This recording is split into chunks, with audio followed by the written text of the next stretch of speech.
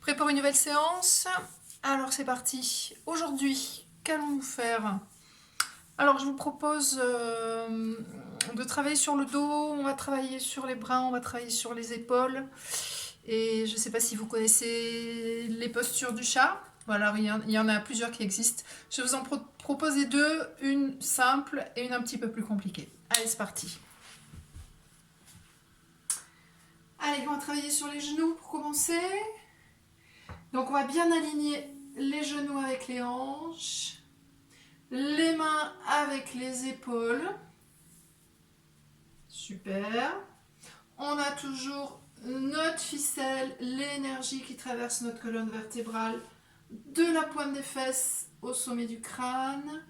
On a une balle sous le menton, les épaules sont basses, on sent nos omoplates qui sont plaquées dans le dos. Et bien sûr, on a notre petite ceinture, troisième cran, sangle abdominale profonde qui va protéger la région lombaire.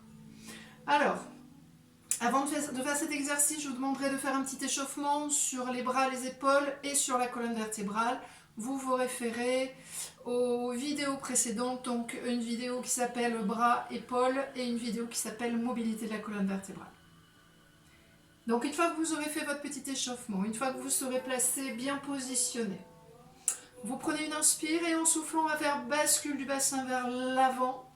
Donc je bascule mon bassin vers l'avant, ce qui va enrouler le bas du dos, qui va effacer votre courbure lombaire. Et là, vous allez avaler votre ventre. Avaler votre ventre. Surtout, ne poussez pas.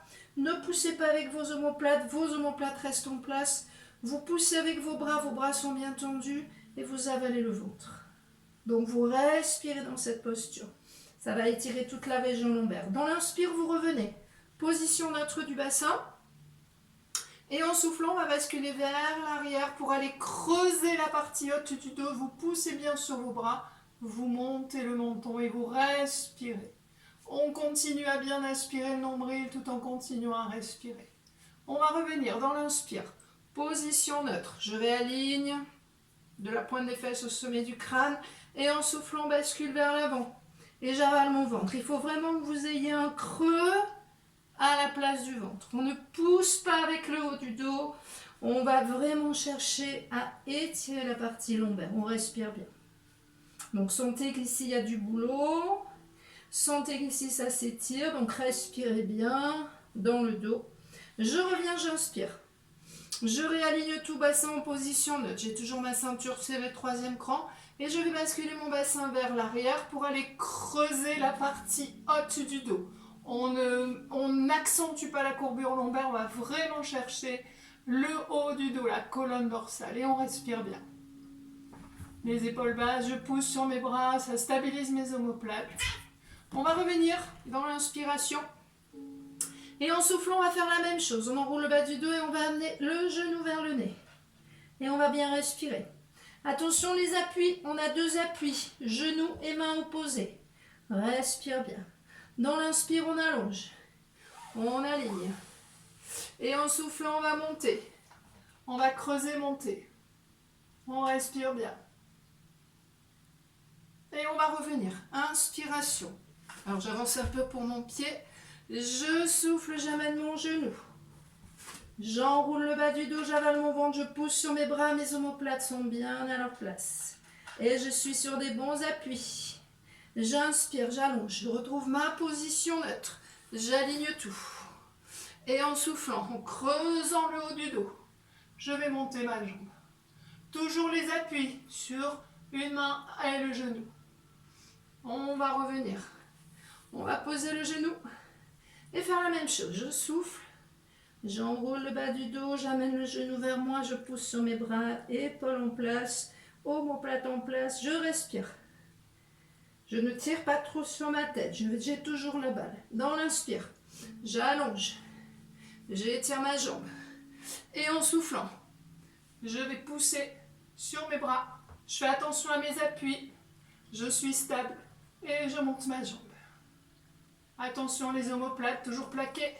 Et je reviens, j'inspire. Et en soufflant, même chose. Pousse bien sur les bras. J'avale le ventre. Le creux toujours à la place du ventre. le genou vers le nez, je tire pas sur ma tête. Et j'inspire. J'allonge, j'aligne, je retrouve ma position neutre. Et en soufflant en même temps que je pose sur mes mains, je monte ma jambe et je creuse le haut du dos. Attention les appuis. On respire bien. Et on va pouvoir reposer. Bien. Donc vous pouvez le faire plus de fois. Hein, moi je ne l'ai fait que 2 fois. Vous pouvez le faire plus. Et maintenant je fais voir. L'étirement du chat, degré supérieur. Avec celui-ci, on va renforcer également les bras et notamment les triceps. Donc je démarre. Je suis en appui sur mes talons. Mes bras sont tendus. Mes mains sont espacées un petit peu plus que mes épaules, légèrement plus que mes épaules. Mes épaules sont basses. J'étire mon dos pour commencer et je respire. J'allonge ma nuque. J'aspire mon nombril. Super. Première partie de l'exercice. Je fléchis mes avant-bras pour poser mes coudes. Je serre mes coudes. Et je vais frôler avec mon museau de chat, loin devant. Mes coudes vont décoller. Quand je ne peux pas aller plus loin, je pousse sur mes bras et j'avale mon ventre, comme on a fait précédemment. Et je viens m'asseoir sur mes talons. Les mains ne bougent pas. Je fais la même chose à l'envers, c'est-à-dire je fais le dos rond au niveau lombaire. Je fléchis coudes serrés. Je vais loin devant. Et je ramène en soufflant et en frôlant mon museau de chat. Et je viens me rasseoir sur mes talons. Et le chat, tu te pousses? Allez. Je refais. Les mains ne doivent pas bouger, absolument pas.